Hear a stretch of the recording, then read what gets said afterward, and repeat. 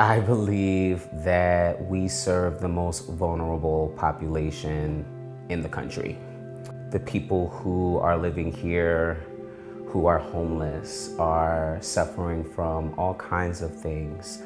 We created this space here as a safe haven for those individuals. At Beacon House, we serve primarily a population of folks that are using injection drugs and have been living on the streets or in encampments in the Kensington neighborhood of Philadelphia, which is the epicenter of the opioid epidemic in Philadelphia. It's one of the largest open-air drug markets on the East Coast, if not in North America as a whole. So we're serving folks that have been living on the streets here using injection drugs, primarily opioids, but also cocaine, methamphetamine, primarily fentanyl at this point, obviously. So really people for whom their vulnerability or their medical fragility makes going to any other program that's not specifically designed for them not as viable of an option.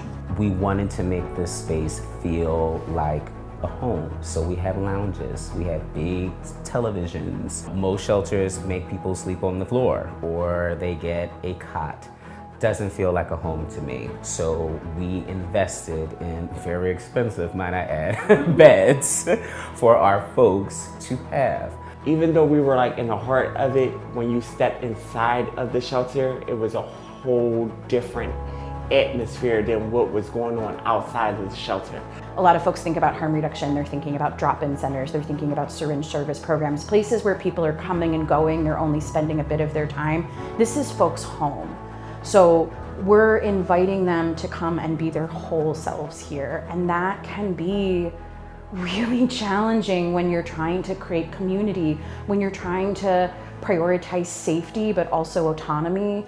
All of our space is very open. We don't have a lot of doors. All our beds are out in open spaces, and this is so that we can keep an eye on people easily, so that we can intervene if necessary, if someone is overdosing or having any other kind of crisis. So lots of open space, lots of sharps containers, lots of Narcan. We want to give everybody the chance to be as safe as they possibly can in this space. We have a high staff to participant ratio so that we can make sure that people are safe. We have things like bathroom limits where we check on folks if they're in the bathroom for longer than 5 minutes to make sure that they're not overdosing. That is our main goal, to make sure that they are safe, that they have support, that they have different people to go to that's going to make sure that if I can't get you there, someone else will get you to the next level. And then the second piece is autonomy. So within that context of safety, we want people to have as much choice and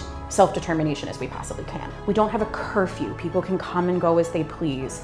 I think that's a really great example of something we had to learn. We tried a curfew for a long time.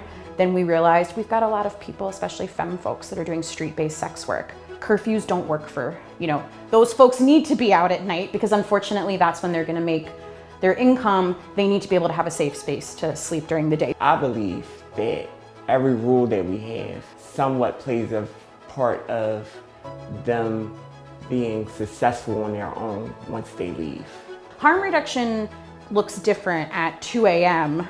than it does at 2 in the afternoon. It's a different ball game. And so in the same way that we're gonna meet participants where they are, we're gonna meet our staff where they are. And we're gonna acknowledge that, maybe not everyone here is gonna fully drink the harm reduction Kool-Aid to the same degree that I might or some of our other management might, but they are committed to our participants' well-being, and they are showing up sometimes at the hardest and most stressful times to show up for our folks. When you show up to this building and you come in for work, you're seeing them like raw right there. If something happened, you're right there. The secret sauce in this building, I would have to say, is just the level of connection that we have between each other. I love my job. I love every part about it. It brings a smile to my face, being support to people that don't have support, people that don't have families, people that people have given up on. Because I always say that everybody's only one step away from being in the same predicament that they are in. We made sure that we moved 60 people into this space day one. The first 2 weeks was bone silent. Everyone just slept. I cried in my office very consistently because it was just beautiful to me that people were sleeping and resting, because Kensington never sleeps.